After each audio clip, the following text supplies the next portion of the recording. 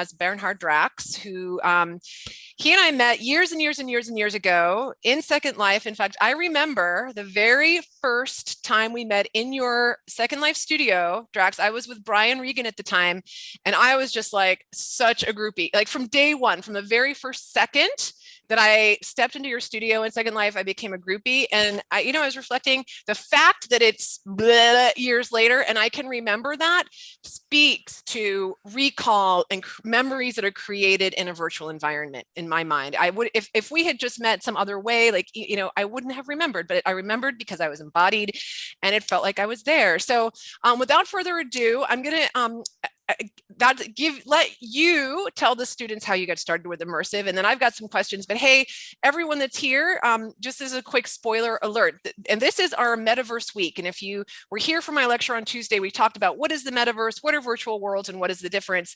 That is your tech topic for this week, students. So you're going to be answering that question in your discussion post. What is the Metaverse? What are virtual worlds? What is the difference? Does Fortnite count? Does the sandbox count? And these are the questions that I'm going to be asking Drax today. Okay, so this is going to help you formulate your answer to that very important question. So without further ado, Drax, take it away. Tell the students how you got started with immersive.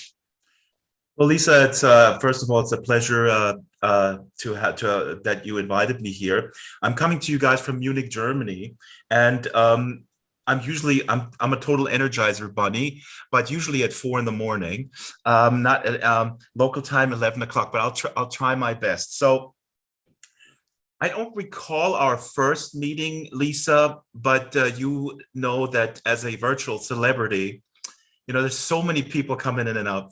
But anyways, I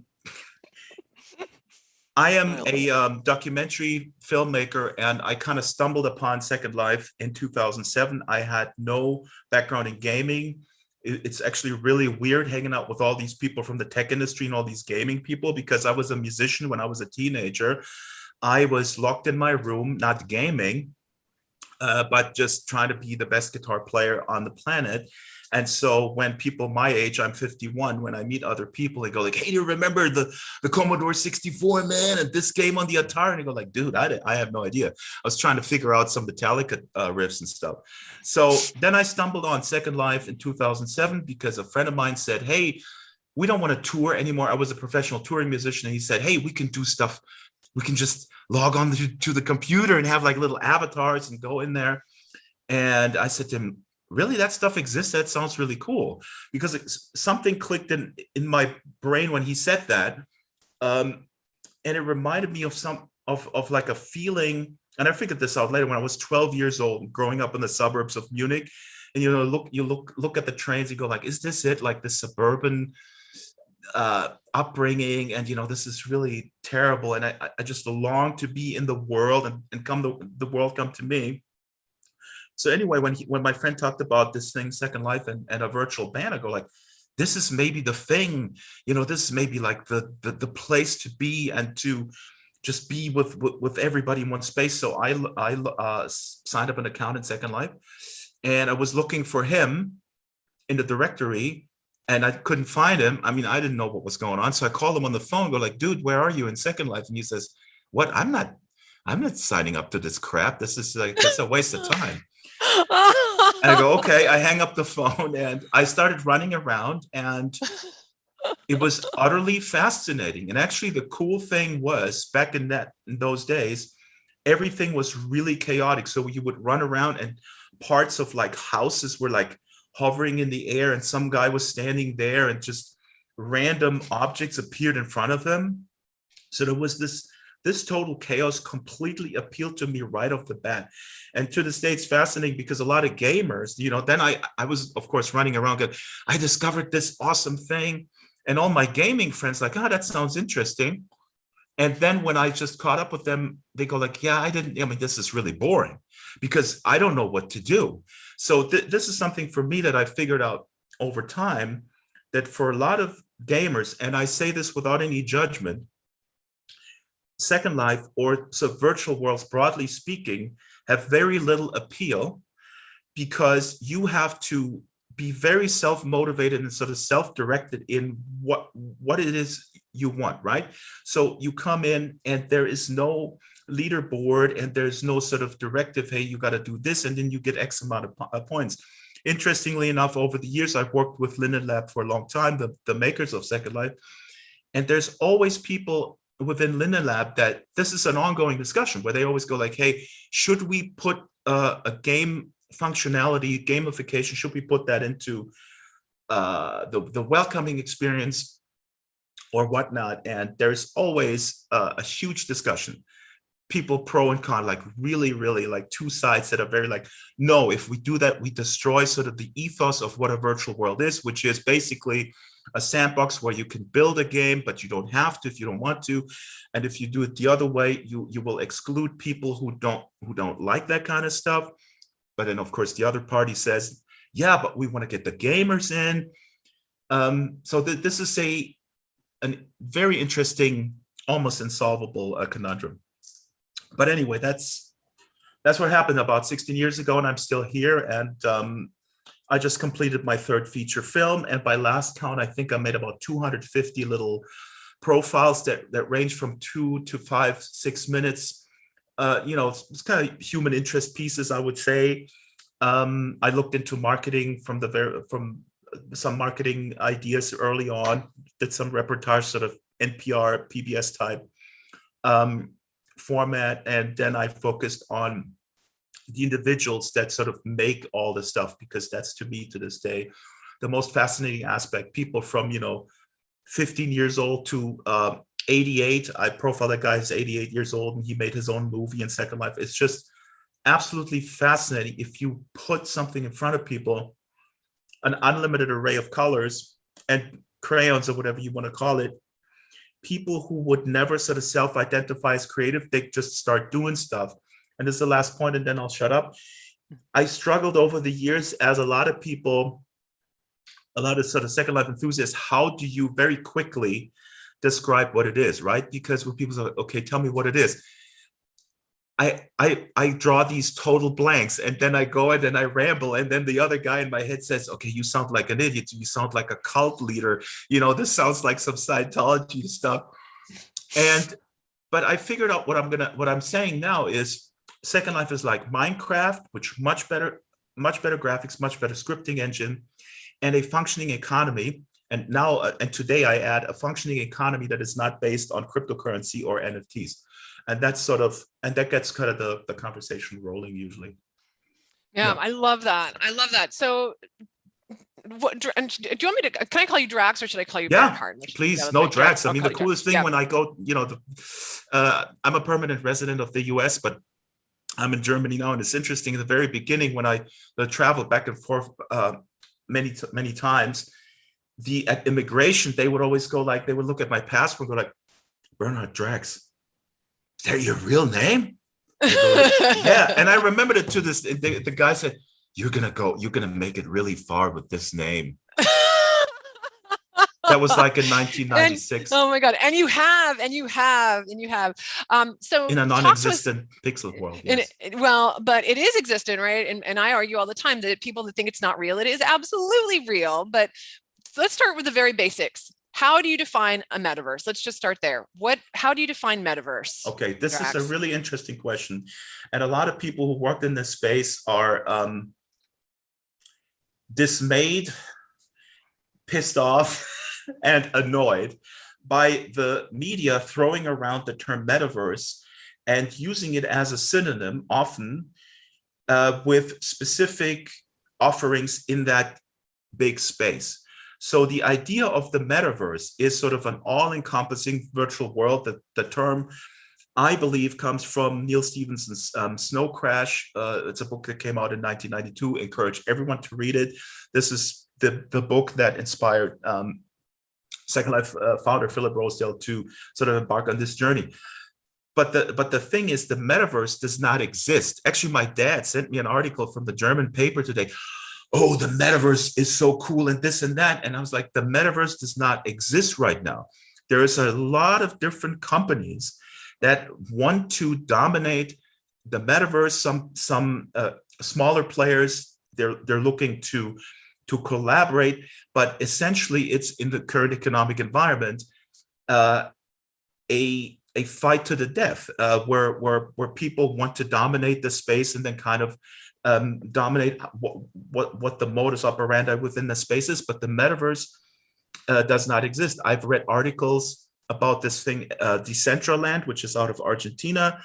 These guys were very successful in selling virtual land. These guys made, I think, $20 million 3 years ago by selling plots of land.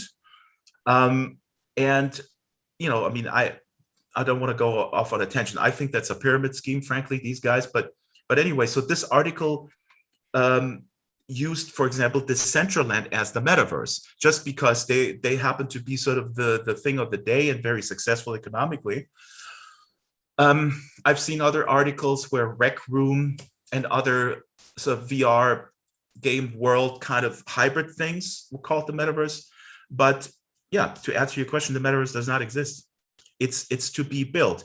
And I want to say one more thing. The real good faith players and people that have been in the space for a long time, and also new people, Tony Parisi randomly comes to mind. He used to work for Unity, and these people want to have a space where you could teleport from one space to the other, where there is basically a replica of the physical world with some sort of modus of movement from one world to the other. Or if you imagine, like we had space travel, let's say, a way in the digital realm to travel from one place to another place that may have different rules, different laws, different currency, and all this stuff being compatible. As a matter of fact, in the beginning of Second Life, there was a lot of collaboration with IBM. They built a different thing, and there was a short-lived effort to make this all. Remember OpenSim? Yeah, OpenSim. Exactly. And there was an article. That's great that you bring this up. So OpenSim is based on the Second Life code that was made open source, and OpenSim is alive and well. I mean, it's very small. People use it, but it's very cheap because that's arguably one issue. In Second Life, you have to pay rent, basically. And it can be, if you're just starting with a business, it can be pricey. But OpenSim, and there was an article where it said OpenSim is the closest that we have to the metaverse. And actually, I happen to believe that that's true. But again, in the media right now, what they seem to exclude is any type of world that does not have headset compatibility. I think that's a mistake. I'm not against headsets, but to narrowly define a technological offering that is only compatible with a headset and then exclude everything else, that's bullshit. The metaverse is about people. Matter of fact, I want to show this. I brought a little prop. Look, this is a book that doesn't exist, but I used it as a prop in my movie, where I filmed myself in the subway reading it as if I just wrote it, because in my movie, at the very end, I criticize Meta, what used to be Facebook. I think that's quite dangerous what they're trying to do, and I mean they're getting pushback from all over the place, so they don't need me to push against them either. But as this biggest monopolist in the space, what they're proposing is very dangerous. We can get into some specifics, but anyway, so yes, so let me sum up. So basically, and I think so in your definition, the metaverse is an open, connected network, if you will, of virtual worlds. We can say that, right? That are connected and are open, and that does not exist because right now it's very siloed and everything's very separate, and we don't have that open standard yet. And I would agree with that. So that's great. Talk to me. So then let's talk about virtual worlds, because there are plenty of virtual worlds that do exist, clearly. And let's talk about that, because this is where we get into some controversy, I think. And even in this class, we were talking about this on Tuesday, Drax, and I was trying to bring up the example of, say Fortnite as an example, and they, Fortnite has their battle royale, and they had their party royale, which was their, but our platforms that are dedicated, that were built, and this semantics, but were built as game engines that have now evolved into promoting social interaction, right? Because that's what they've done. Is that a virtual world or not? And what do you think about that? Let's just start there. So what's a virtual world? Lay it on us. Okay, I have a little bandwidth issue, so let me know if you can't hear me. But I heard you were breaking up here and there, but I Oh, get the gist. So how do you define a virtual world? Jesus, those are the heavy questions. I have no idea. There's a lot of debate about this. I personally would say a virtual world can overlap with games. For example, I believe EVE Online is a virtual world.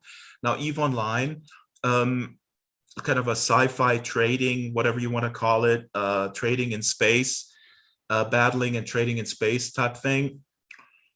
The purpose of EVE Online is to engage with partners and partnering and increasing your net worth and battling other ships and becoming somebody bigger in that realm, battling other armadas and so on and so forth.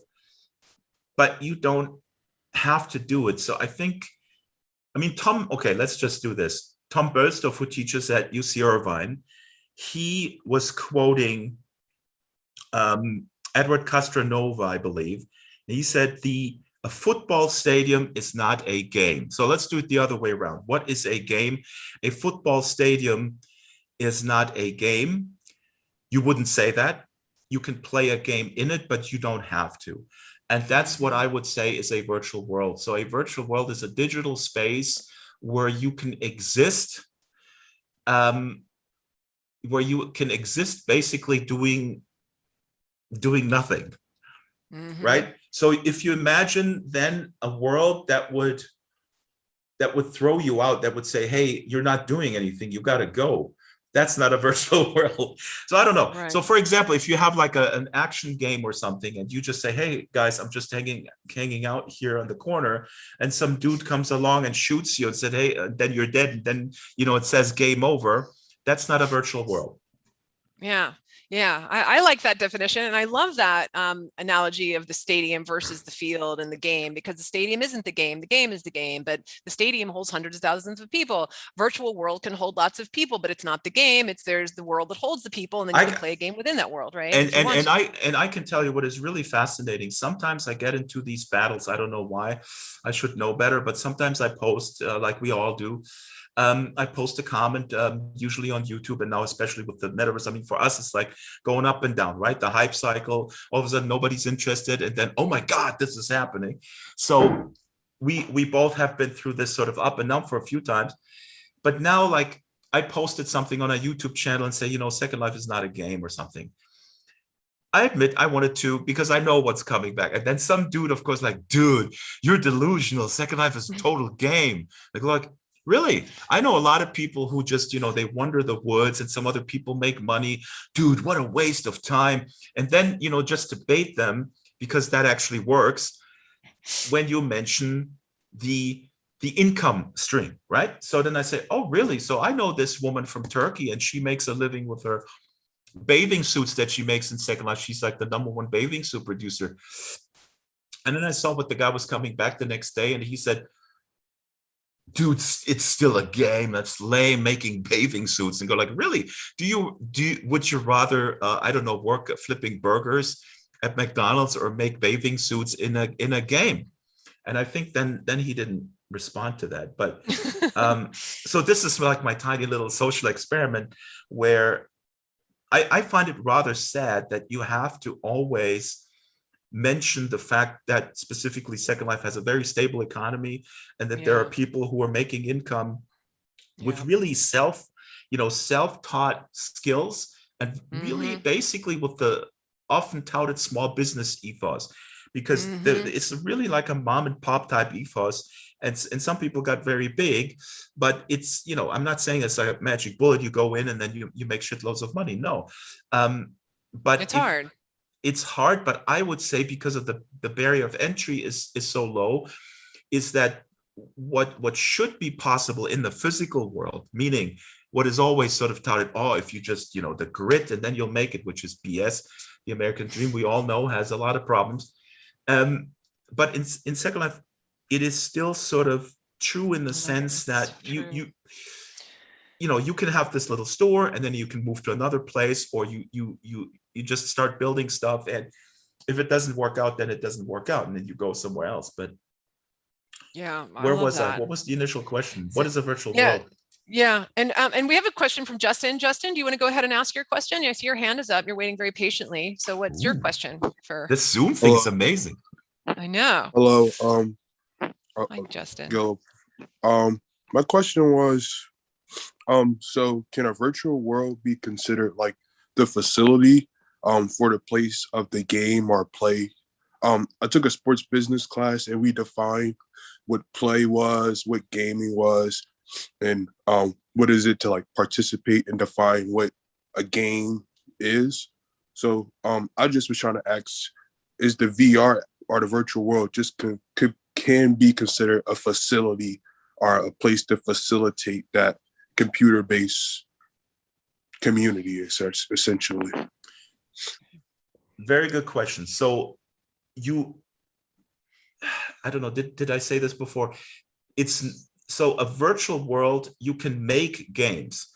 As an example, in Second Life, there is very expansive role-playing games where people role-play 1920s Berlin.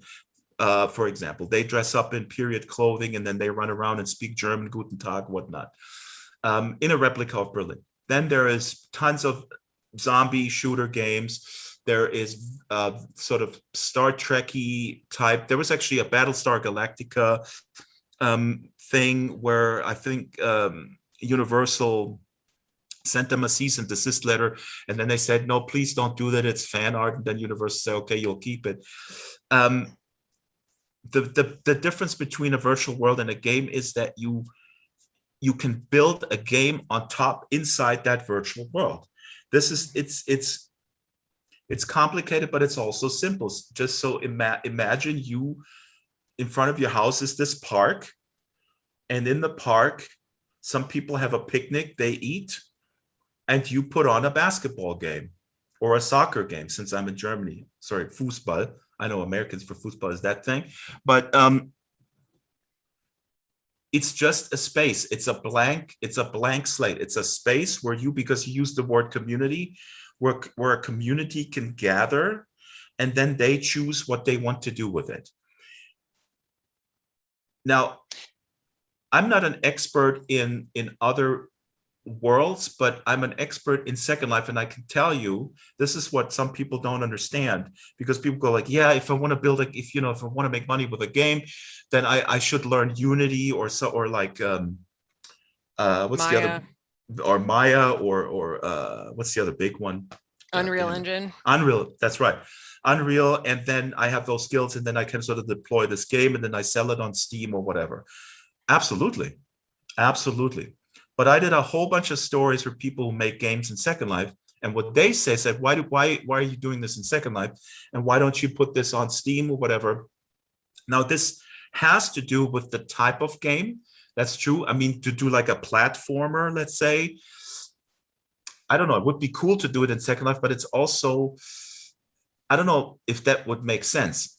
But the main reason why people build a game in Second Life is very simply the fact that Second Life has a huge user base, and the way this user base interacts with the world is that they're, generally speaking, pretty curious, and they just walk around and figure stuff out. So it's basically location. Now there's, right? So if you say like, hey, I want to make I want to open an arcade. Where am I going to open this arcade? In New York City or somewhere in rural Iowa. I don't know. It's just coming up with this kind of stuff. And so in that comparison, Second Life would be New York City. Yeah, so this is perfect because this is a perfect segue. I made a chart, and let me just get this in, Justin, because this is important. This relates to all of the tech topic you guys are all going to be writing about. So I made a chart with like what I'm calling kind of like this comparison chart of virtual worlds and metaverses. They're all calling themselves metaverses, by the way, right? They call themselves the metaverse. So just know that there is confusion, and these are students that are new to this, Drax, so they're not as savvy as you and I. So then let me throw in 2 sentences here. I'm going to reiterate what I said before. This is important. Maybe this the metaverse again, is an aspirational thing. It does not exist right now. You made this incredible point. This is a huge marketing thing that you put metaverse into your bio, but the metaverse is not existing right now. There's a lot of different players and they want to become the metaverse. And here's what I didn't say before. I think this is really important. And this has to do with the regulatory environment and the economic environment that we live in. The problem is that the economic incentives are really not such that people would like to collaborate. It's really fight to the death, which is bad for all of us users, right? So back in the day when IBM was just loosely collaborating with Linden Lab and others, hey, let's do something together. Today, it is such a cutthroat business that people don't see, or business leaders, where they have to produce these very quick, very high returns on investment. There is very little incentive for a long-term strategy where, hey, you could do this, and then we'll figure out a way to teleport from you to over there. We figure out how to convert the currency. That would benefit us as users or residents of that metaverse. But that's unfortunately, as I see it,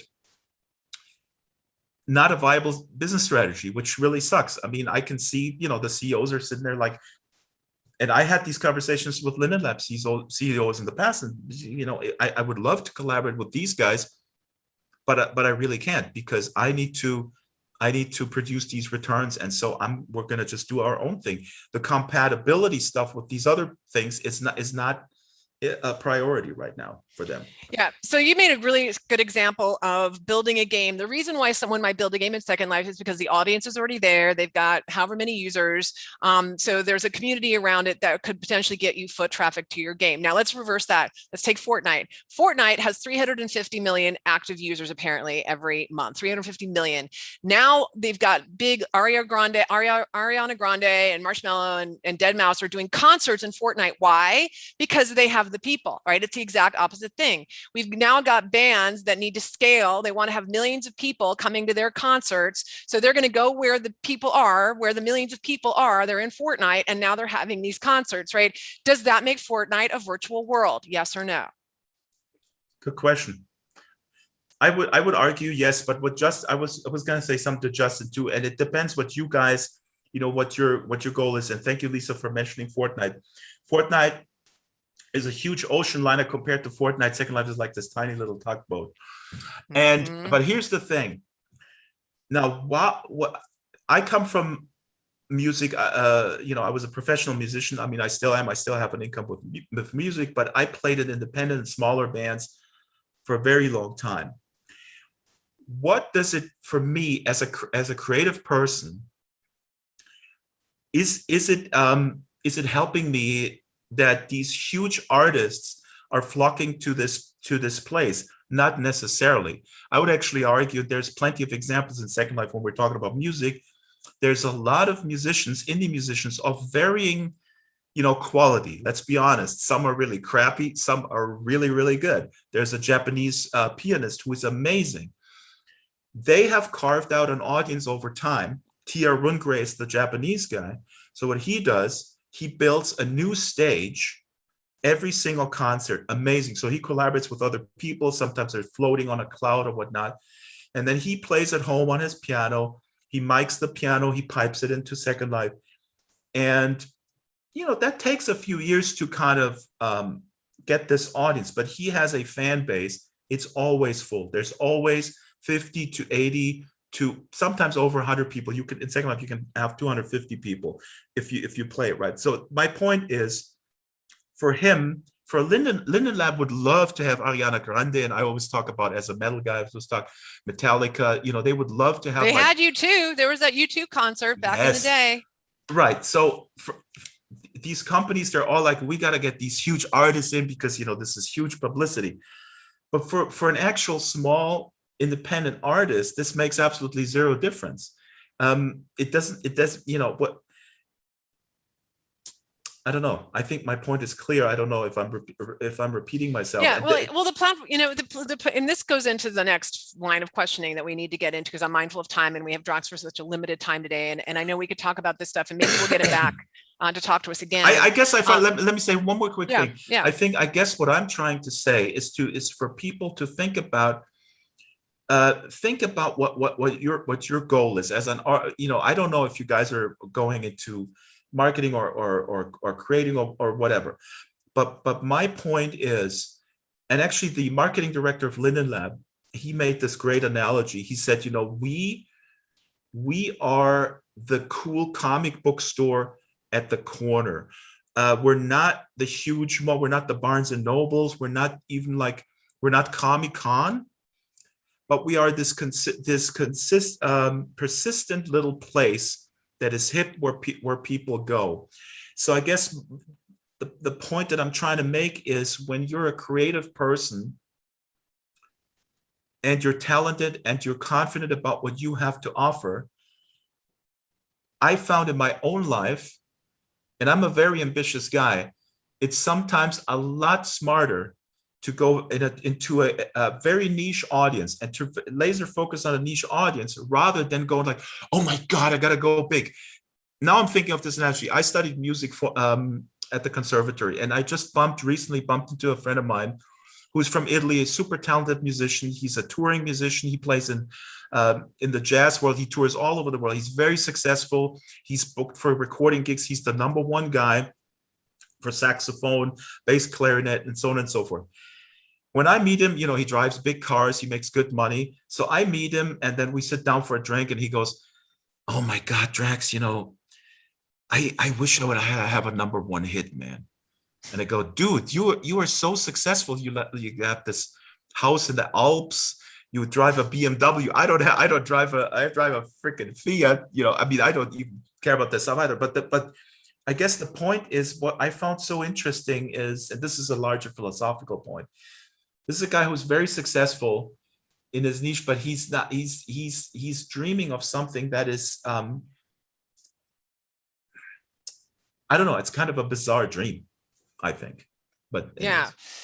So, and here's the way that I'm positioning this with the students, is that we've got a laundry list of what we'll call them virtual worlds. We're not going to call them metaverses. We're going to call them virtual worlds. Everything from, Altspace VR to Second Life to Fortnite to Roadblocks to the Sandbox, which don't even get me started on that if we have time. The Sandbox is my new pet peeve. I hate that platform.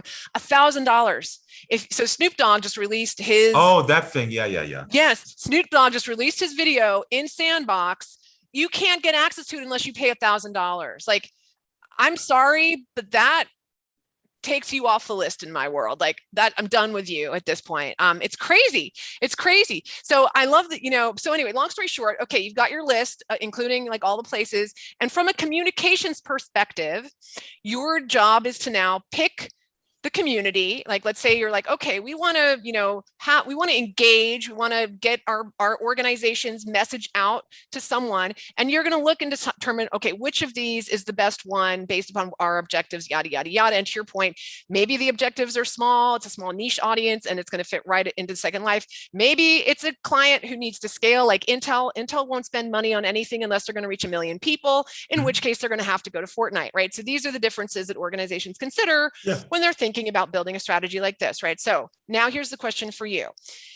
All of my students in this class are building an immersive strategy to solve a problem for the University of Oregon. And that problem can be anything from recruiting additional students to Oregon to whatever it is, like engaging students more. I don't know. The list of things goes on. But talk to me about, where would you start? And no, before I go there have been a ton of lessons learned with brands going to Second Life, Drax. And I know you have opinions on this. So let's share opinions on brands. What have we learned, doing it right and wrong? And if you were a brand manager or a comms person trying to do this today, what do you want to tell these people? Like, what are the do's and don'ts? Let's just go there, because there's so many. Right. And there's also a bunch of really good questions here about Roblox and stuff like that. So right off the bat, I've given a lot of interviews on the subject, and I say often the best thing that happened to Second Life was that the big brands left. because they were not successful. That enabled small niche cultures and sort of this incredible diversity to develop, and people again with sort of the small business ethos to develop. But I do say this tongue in cheek because there is value for big brands in virtual worlds, including in Second Life. But back in the day when Second Life was new and all these marketing departments were like, oh my God, there's 30 million eyeballs and we're not there. What are we going to do? They were rushing to this thing and they had the stupidest ideas. And one day I will write a book about how stupid these ideas were. Some of the ideas were cool, but most of them were utterly, utterly stupid. Let me give you an example. So Adidas came into Second Life and they built a gigantic Adidas mall, which was basically just sort of a rectangle, really ugly textures, a couple of trees outside. You were able to walk in, there was a bunch of boxes, and you click on the box and you get Adidas shoes. There was nobody there, nothing. It was completely sort of an empty, ugly, big box store. Imagine that in the physical world. Now, would you go there? Probably. Well, okay. If they give you free Adidas shoes, maybe you would. Maybe you would rush into it and get them and get out and then go to the park or play with your kids or whatnot at the pool. But in Second Life, where people go to arguably escape from the dreariness and from their office park, let's say, take these hypothetical examples. To think that just because your brand is so incredibly strong in the physical world, people will log into Second Life and go to your ugly ass, sorry my language, store to pick up their free shoes, it's completely ridiculous. So not only did this completely fail, but a guy who after hours, I forgot his day job, a German guy, and this was on German television, little reportage, a German guy who started modeling dress shoes. He taught himself, I don't know, how, Photoshop or whatnot, and he built these dress shoes in Second Life, and he outsold Adidas with his dress shoes. Now, how did he do this? Very simple. Number one, his store in Second Life was really nice. Number two, there was always somebody in the store. He hired people in Second Life and paid them a little bit to be present at the store, to talk to people walking in, here's a cup of coffee, whatnot. So this is what these big brands fundamentally completely understood. They treated Second Life as a billboard. They say, okay, we got to be present in this world. We got to fixate the eyeballs on there. And then they just put out this billboard.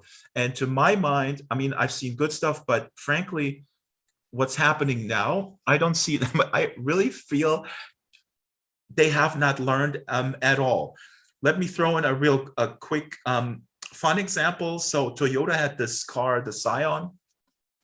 I actually had a Scion, these like boxy cars, and they launched in Second Life, I believe 2007 or 2008.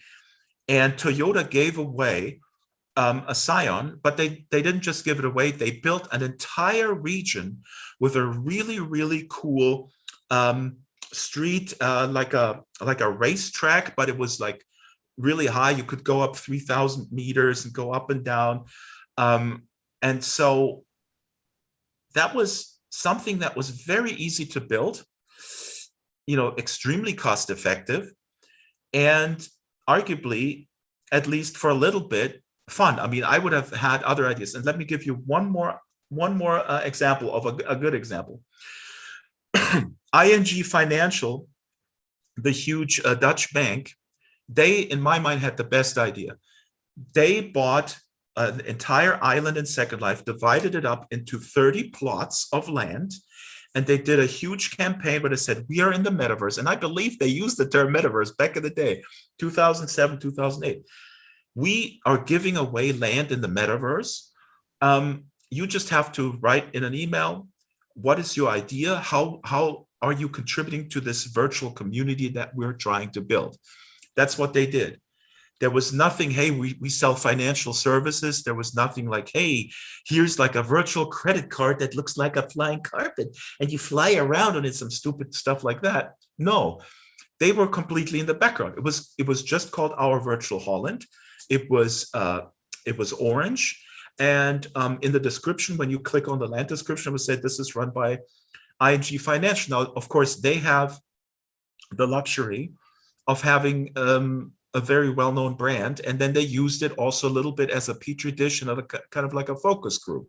So they had people, you could be cynical, you could say like, yeah, and then they had their agents, they were infiltrating the community, and it was sort of like they just wanted people as little lab rats and see how they would sort of live together. But it was a completely different approach to kind of brand awareness and using the metaverse. Well, and to bring it up, the conversation to more recent, Drax, have you heard about this latest thing from Adidas now? So Adidas has this big campaign that they partnered with some highfalutin agency, probably cost over $1 million to do this thing, to create these AI-driven avatars. Have you heard about this? No. Oh my God. So I put the link to in chat for people on this, for my students that are interested in this thing. But long story short, and I'll be curious, maybe this is a follow-up question. I spent a good hour with that thing. And long story short, Adidas created this. It's a microsite. You go to the microsite, it's accessible on your phone. They have a quiz. You take the quiz. After the quiz, they customize and give you a customized avatar. These avatars are ugly, very ugly, but you get your customized avatar that they're expecting you to then pull into Ready Player One, right? The avatar, whatever thing that allows you to take your avatar everywhere.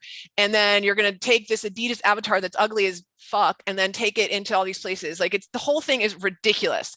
So, and to top it off, after an hour of tweaking this thing until I finally got an avatar that was somewhat bearable, like barely, I was like, okay, now, and they haven't even, it isn't even ready yet to take into Ready Player One. That's a future feature after I spent an hour on this thing. So anyway, long story short, they're still messing it up. They still don't know what they're doing.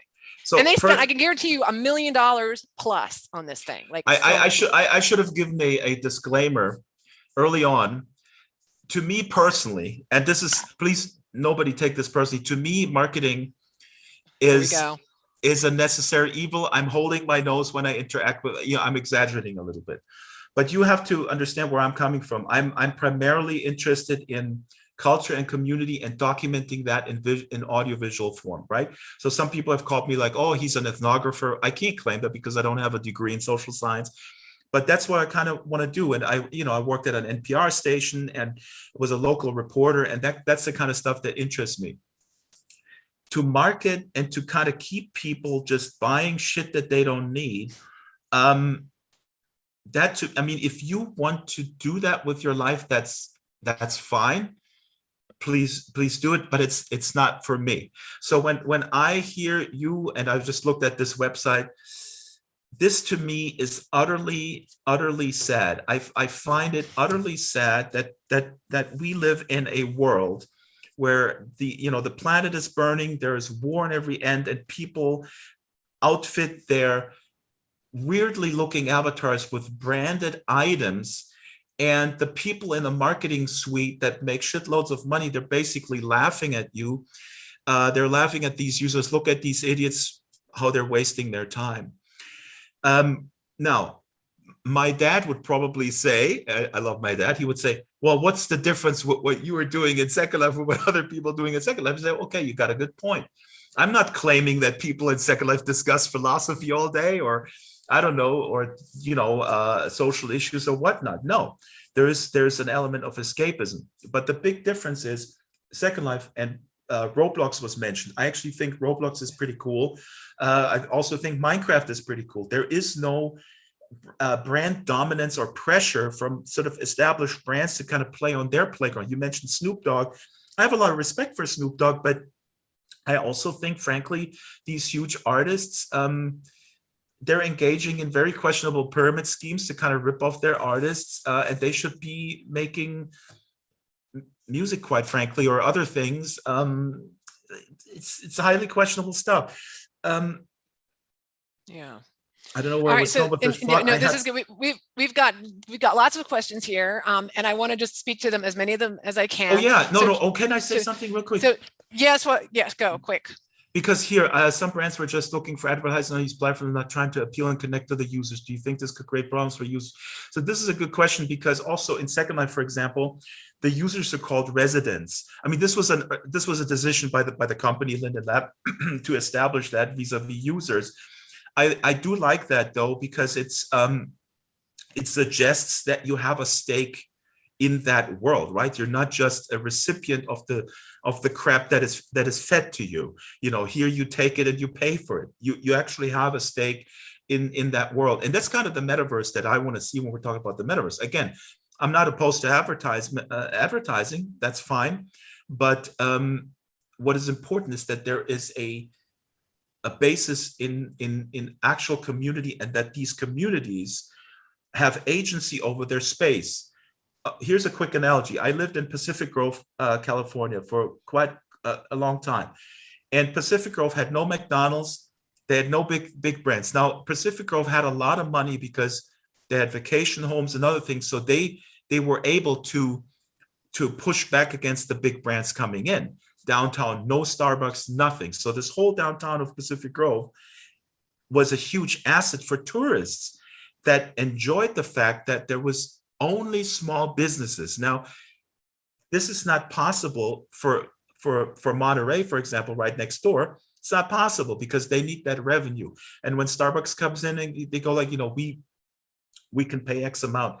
But I compare a virtual world, or my ideal virtual world, to kind of Pacific Grove, in the sense that the people who live there have an agency over saying yes or no to certain big brands putting up their shingle in that downtown area, basically.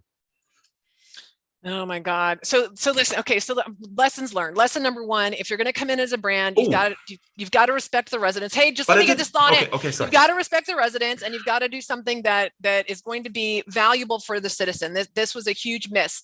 Here's the second thing. Drax, do you remember in Second Life where people would get paid like cents on the dollar to sit and be on a plot of land to get the numbers up? Remember this whole scam? Mm-hmm. Like, it ruined the entire platform for months. It was hugely controversial. And to get the students up to speed, basically what would happen, because they wanted so many active users on a piece of land, they would pay you literally cents, like, I don't know how, 5 cents an hour for you to be there and do some mindless bullshit on the thing to get the numbers up. And I remember, because I was a reporter, and I would go and be like, oh, there's 150, like whatever, this has had thousands of visitors. It must be a really cool place to go. And you'd go, and it was horrifying and awful and spammy and gross, but it had all these people that were. Now, here's the thing. The sandbox that costs $1,000 to get in, they're doing the same thing. They're like, oh, it's play to earn time. You come on and you play. We're going to pay you 5 cents an hour so you can eventually like earn enough money. It's the same thing. And I read it and I was like, oh my gosh, it's killing me. So that's just another example of, okay, we learned this lesson years ago, that when you try to do that and pay people a pittance, it's like a sweatshop to get your monthly users up for investors because they want to prove that it's all blah, blah, blah. But it's also backfiring. Kill the community. It kills the community.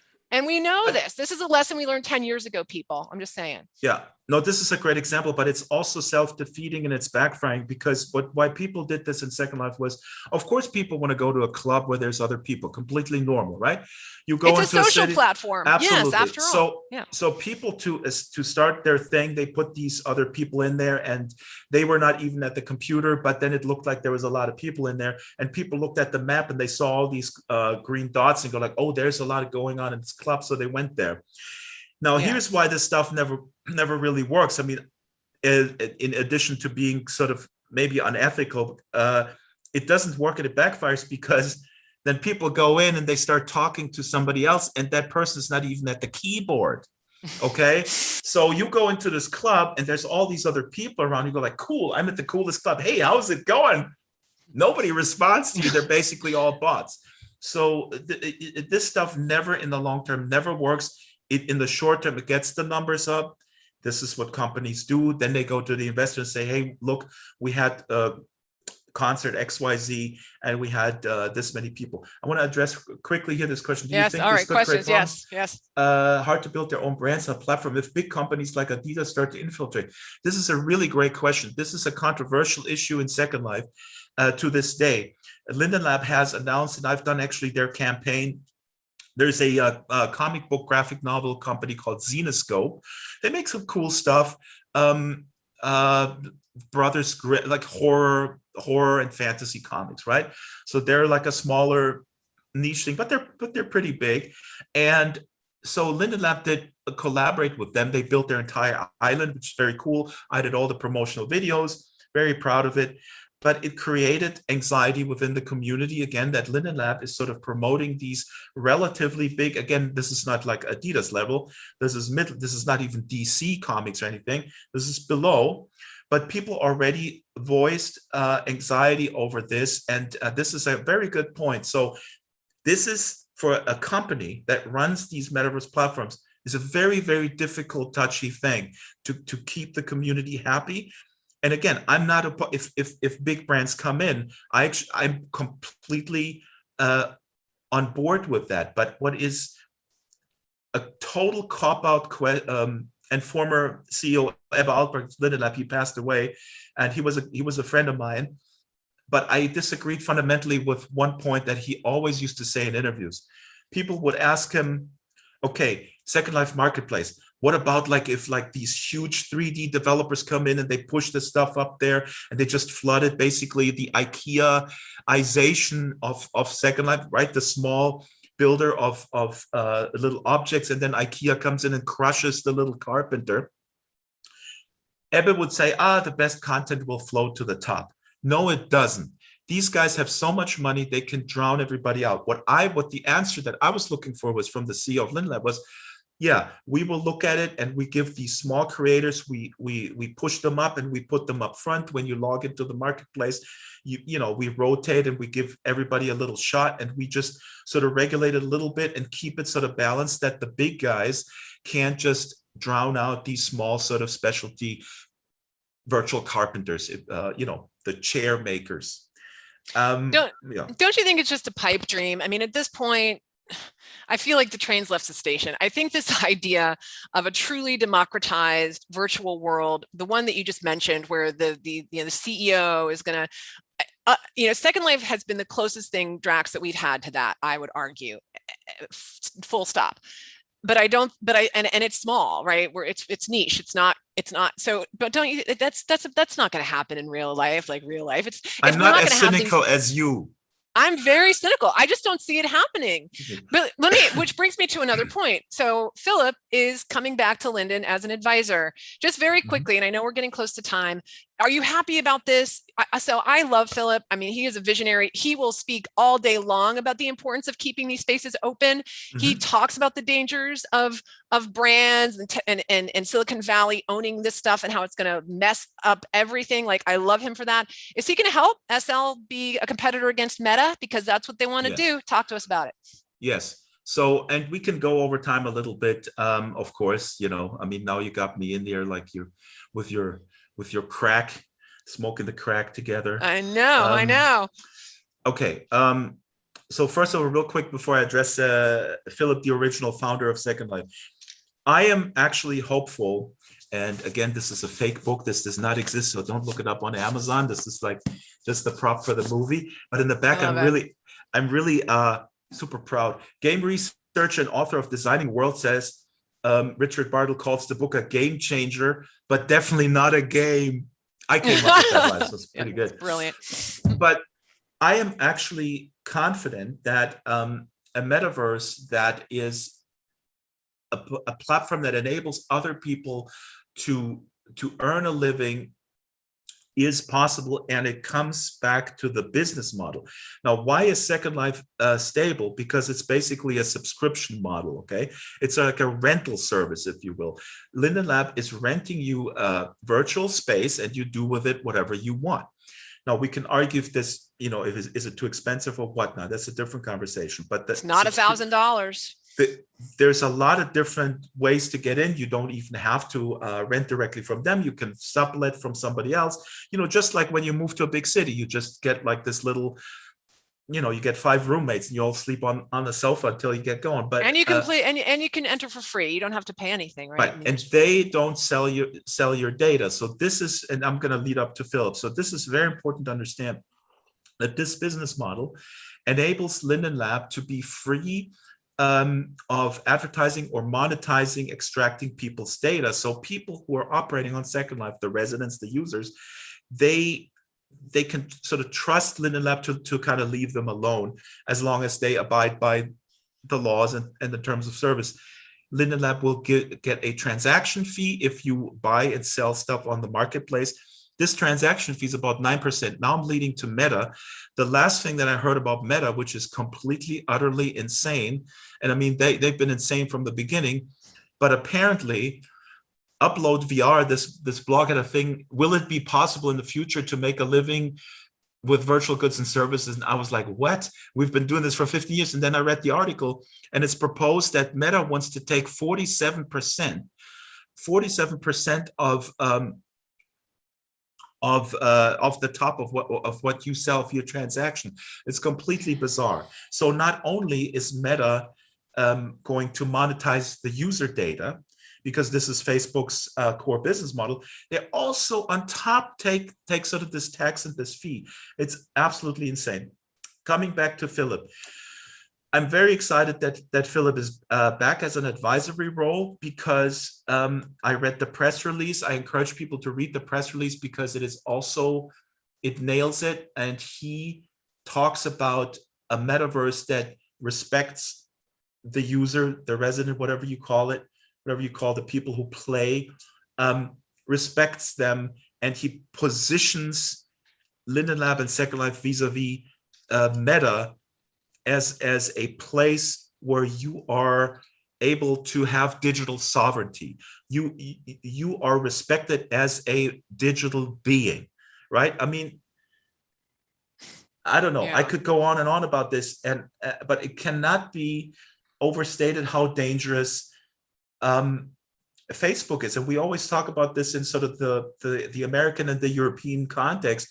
There are other countries in the global South where Facebook, frankly, has blood on their hands for the simple reason that there was, hate speech was flourishing, and they just did not curb that hate speech, and that resulted directly into people killing each other. And they could have prevented that by just basically hiring another person to look at that and sort of, flag that stuff. But that's a different conversation. But if you imagine them running the metaverse, that's pretty scary.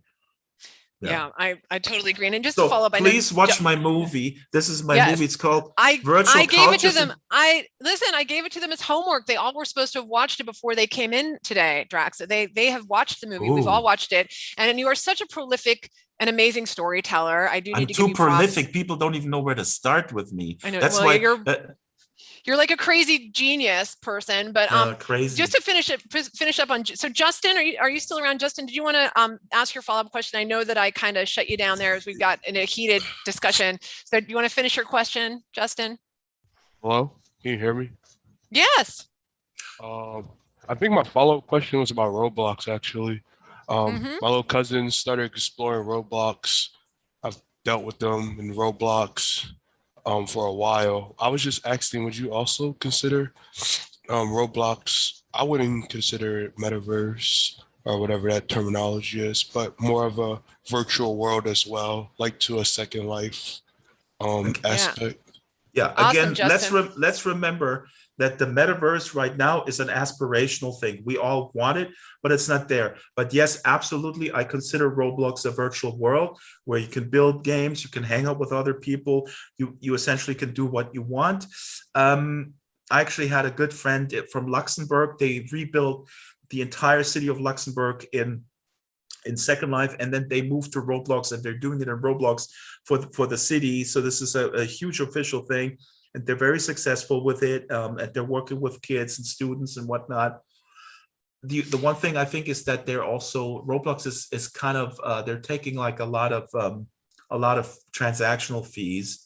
But I don't know the specifics, but absolutely. Let me address this other thing. Has the value appeal of immersive media changed for innovators and early adopters since big names have begun to capitalize off it? This is similar to the thing like big brands coming in, is that sort of putting people off?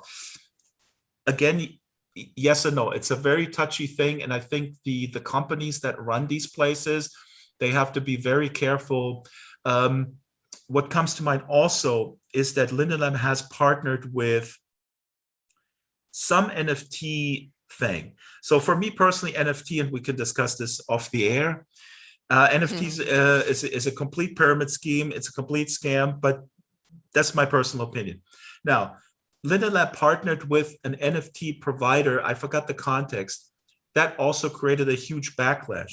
Now, for me, NFTs, as I said, is a pyramid scheme, but okay, let's just say it's a speculative asset. Fine. If you want to gamble, if you want to go to Vegas and you have a lot of disposable income and you want to gamble it away, no problem.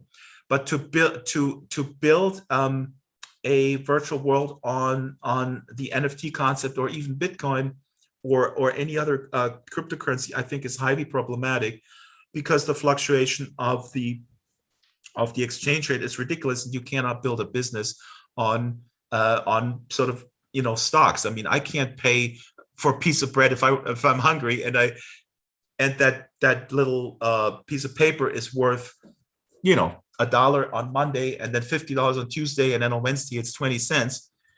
It makes no sense. The opinions in the Second Life community, like I said, was this is my point. They were like, "Oh my God, now Linda Lab is buying into Bitcoin and they're doing this." So from my perspective, people overreacted a little bit. And this is an important point, because to these questions and these comments, when you invest, especially your business, but also your community, let's say there is no business involved, but this is your community, and you're creating this nonprofit community, or the community of interest in that space, you have a lot invested in it. And so you look very closely what the company that runs the thing, or the servers, what are they doing? And I don't know, I actually don't have a point other than that the company has to be very, very mindful of the core values of their constituents. Basically, it's like a government.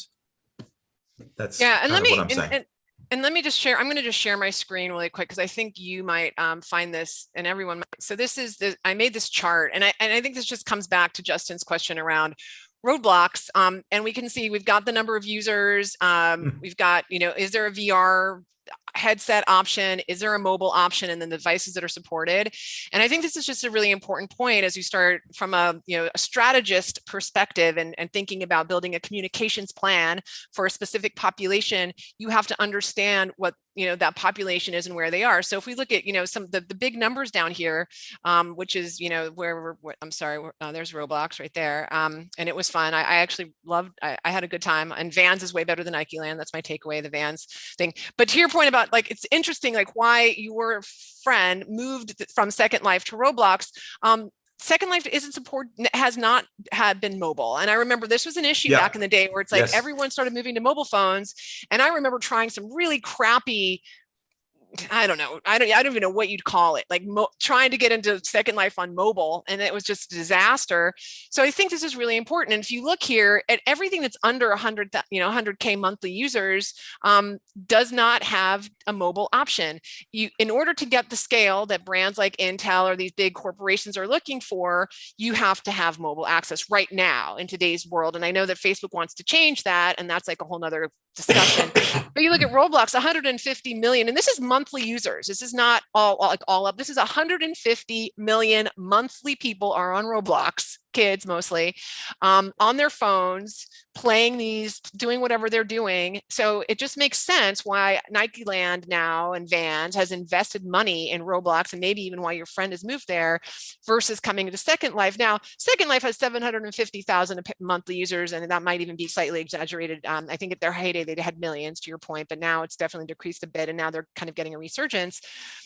But the demographic, if I can be strategy talk for a minute, of Second Life is completely different from Roblox. That's the other thing, right? The demographic of the average Second Lifer is going to be much older. They're going to be professionals. They're there, Roblox is much. So understanding the demographics in these platforms and having a chart like this in my mind is just super helpful to start understanding where people are, why they're there, and get kind of the lay of the land. And I don't know if you have thoughts on this, Drax, but I just wanted to share this with you. No, I agree absolutely about mobile. Just real quick with this is a little bit, I know you didn't say it, but this triggers me. Of course, that's what I'm here for. I was at a VR conference, the first VR conference at the Computer History Museum in San Jose, and Noni de la Pena introduced me to some kids. Now I'll call them kids because I'm 50. They were 23 maybe.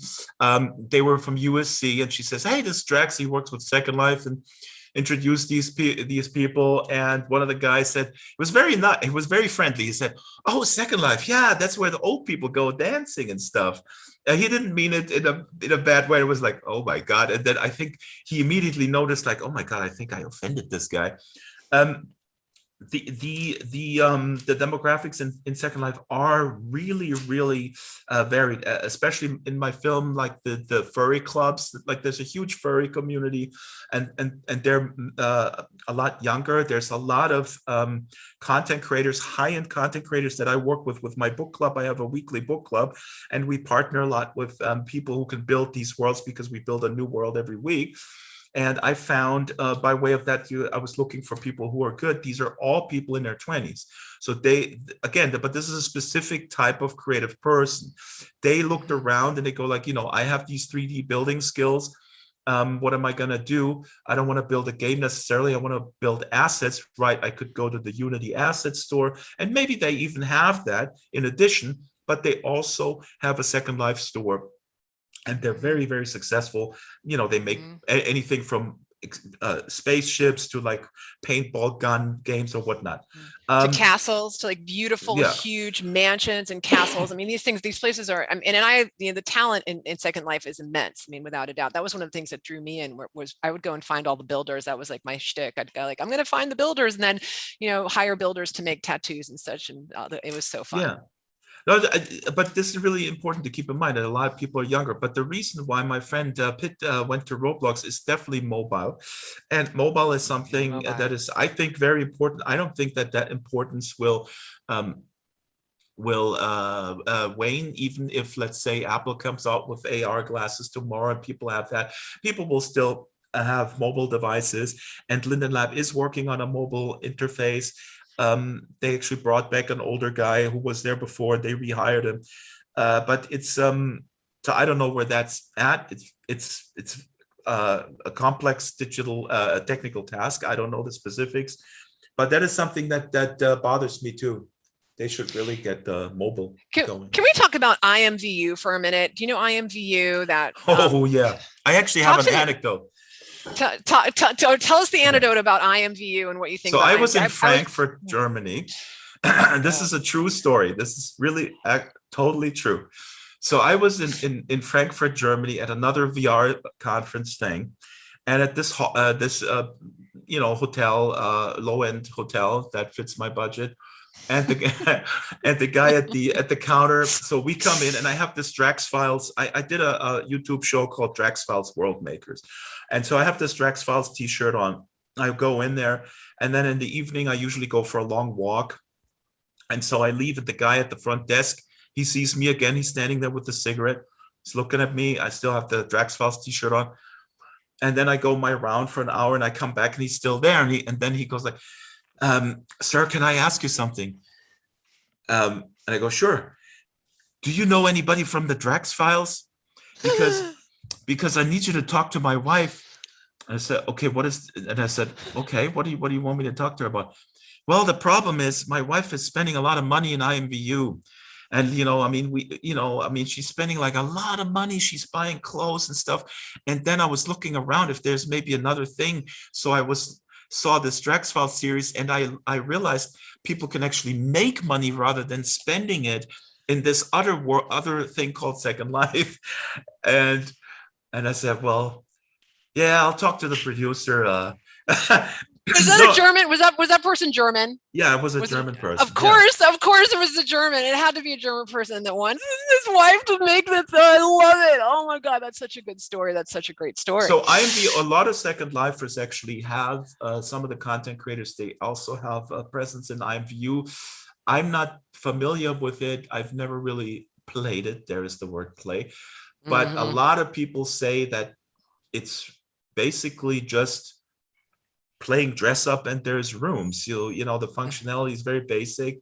And again, this is something that people don't really know. I mean, there's some very sort of high-end first-person shooter games in Second Life, because people always bitch about the lag and stuff like that. But I can show you examples when it's efficiently built. You can play very, very fast-paced games, but you need to know what you're doing, and it's all built into it. So anyway, I don't have an opinion on Second Life. The only opinion that I do have is that they have unsavory business practices, in the sense that they were literally copying and pasting ad copy from Linden Lab on Facebook, and then they used it. They used the exact same copy on Facebook. IMVU, of course they did. That doesn't surprise me. IMVU is interesting. It's anyway. I was just curious to get your take, because I know some of the students have asked about it and are familiar with it, and probably either learning curve. I mean, the reason that they know why no one knew about Second Life, and some, I'm not gonna say everyone, because not everyone, but some knew about IMView, is because it's mobile and it's easy. There's just definitely a steep learning curve with Second Life. Like you jump into Second Life. Well, it's hard. Hey, it is not easy. Like, to go in and understand how to navigate and do all the fun stuff in Second Life is going to be a time commitment, Drax. You're not going to be able to do it in 2 seconds, and you have to be at a desktop. Nobody wants to be at a desktop anymore. Nobody. Like, you have to be able to do it on your phone or tablet to make it like anything that kids want to do today. Am I right, kids? Am I right? Am I right? Okay, listen. You can tell me I'm wrong. Okay, can I say something? Because Philip used, and I love Philip, but I was a little miffed at one point when he was pushing high fidelity, and he was saying, like, in some presentation in Amsterdam, he was saying Second Life is like learning the piano. It's too complicated and blah blah blah. And I said, well, first of all, that's not true, and second of all, if I can learn the piano and then monetize that skill, why is it a problem to learn the piano? I mean, this is an extreme example, but I would argue what you put in is what you get out. So if you wanna kill some time, playing around Candy Crush or IMVU, I'm not gonna judge you. I'm not that guy. I'm gonna read Sergio de la Pava's A Naked Singularity in the bus while you play Candy Crush. That's fine. But if you want to learn how to build a community or build a business, you got to spend a little bit more time. So this has been my philosophy. I don't know. I completely agree with that. And it's not. There is no shortcut. There is no shortcut. But let me say one quick thing.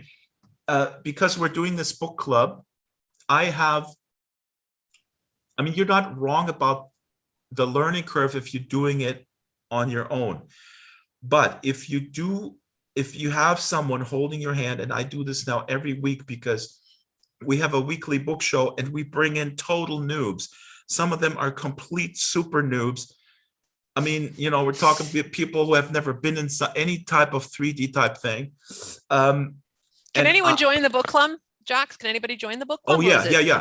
Can students join? So my students could join the book club? Absolutely. The word book club is a little misleading because it's basically primarily a book talk, book presentation. So we bring in huge authors. For example, we had. Oh my God, I want to do it too. Is this the thing that's Saturday morning? When is it? No, it's Wednesday. Wednesday at 12 o'clock. Noon Pacific. Yeah. Oh, so for example, we had Matt Ruff from Lovecraft Country. People will remember Lovecraft Country, one of the best HBO shows. So this is the writer. We had him a couple of times. We have National Book Award winners. We had L.L. McKinney, who's writing for Black Panther. How do we join? Drax? Give us the instructions. Yeah, you just come in. Where? But come in where? Nobody knows how to come in. This is the problem. They don't know how to play the piano. They don't know how to come in. They don't know what you're talking about. I don't know what a piano store is, for God's sake. Okay. So you've got to help us out. And while he's doing that, this is the last call for questions. I know he and I have riffed back and forth, and hopefully it's been informative, but last call for questions. Who has questions? Last call. We got about 5 more minutes, and then we're going to have to wrap up. So any other questions for Drax? Thank you. There is the link to the book club. It's just basically, these are 3 gigantic islands on Second Life with like 60, 70 book worlds. They're stacked on top of each other. There's a teleporter that teleports you into the next level up, and you can explore these worlds. And every Wednesday we have a new author from all genres: sci-fi, fantasy, literary fiction, horror. We had Ellen Dutlow, who's a living legend horror editor, and Is anybody amazing. streaming this on Twitch? Should I like stream it to my Twitch channel? Like I'm trying to get content for my Twitch channel, Drax. I'll stream. I guess you can. I'll stream it onto Twitch.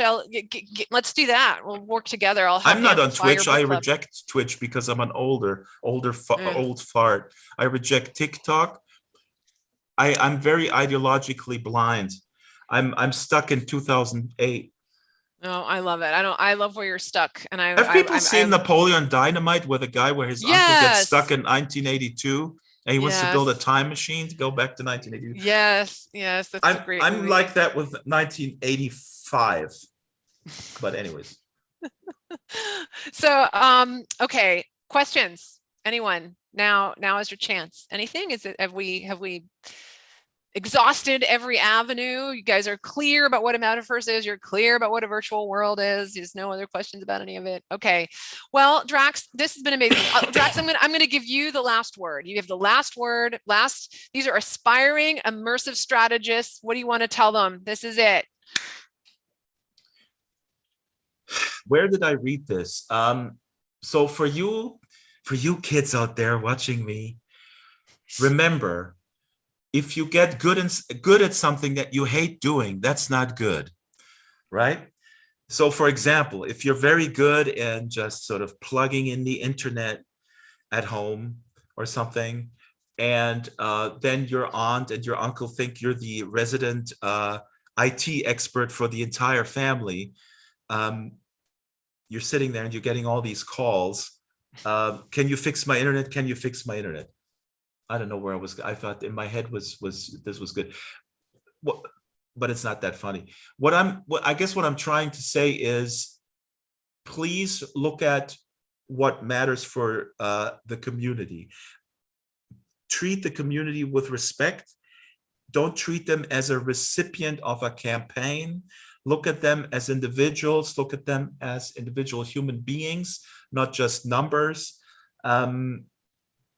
Yeah, that is my big message. That's amazing. We need to go away from the binary, and this is why Second Life is, again, this is sort of my expertise. I'm not an expert in all these other worlds, but what Philip was able to create here is something where people do matter, where individual expression matters.